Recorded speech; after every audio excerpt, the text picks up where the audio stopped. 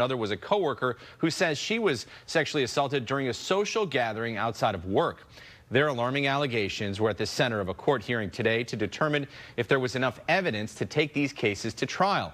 I've been following the hearing all day and heard from the accusers and attorneys on both sides. I told them one of your employees was touching on me last night. Because they are alleged victims of sexual assault, we are not showing the faces or using the names of two women accusing nurse Wilfredo Figueroa-Berrios of sex crimes while they were patients, and a third woman saying she was sexually assaulted outside the hospital. He said, "You feel that?" And then I just nodded my head like, yeah. Have you had any other suicide attempts in the past? Objection to relevance again, Your Honor. It doesn't matter. She's. Why is her health, her past health issues relevant? Because, Your Honor, I'm about to ask her about her mental health. Defense attorney Debbie Schlussel cross-examining one of the alleged victims who says she was highly intoxicated when she was violated by nurse Figueroa-Berrios. She says it happened at Detroit's Sinai-Grace Hospital. This preliminary exam in 36th District Court before Judge Tanisha Yancey, a key step for prosecutors to show enough evidence to go to trial for 3 separate cases involving the nurse. What kind of room were you in? I was in the crisis center room. All right, and did you have anybody else in the room with you?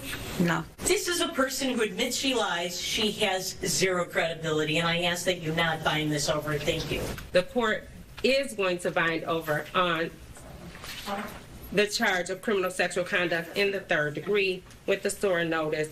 The court does believe that a crime was committed. In addition to this case from August 12th, prosecutors arguing another case this year where the nurse again is accused of committing criminal sexual assault at the hospital.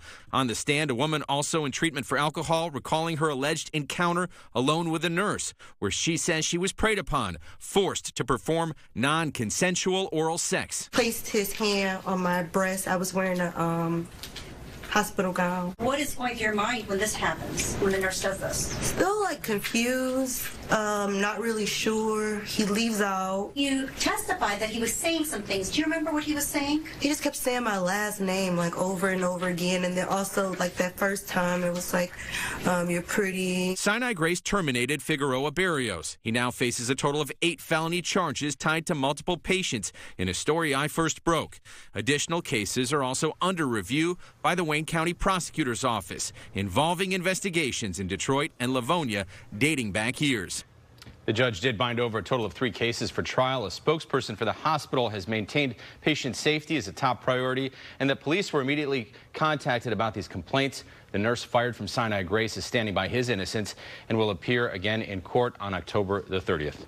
So all this playing out with multiple civil lawsuits, we understand. Did that come up at all? Yes, it did. And in fact, the defense attorney brought up those civil lawsuits and some of the media coverage, but the judge did not want to hear it, saying, let's focus on the facts here, proceed with this, not allowing any discussion of those outside cases.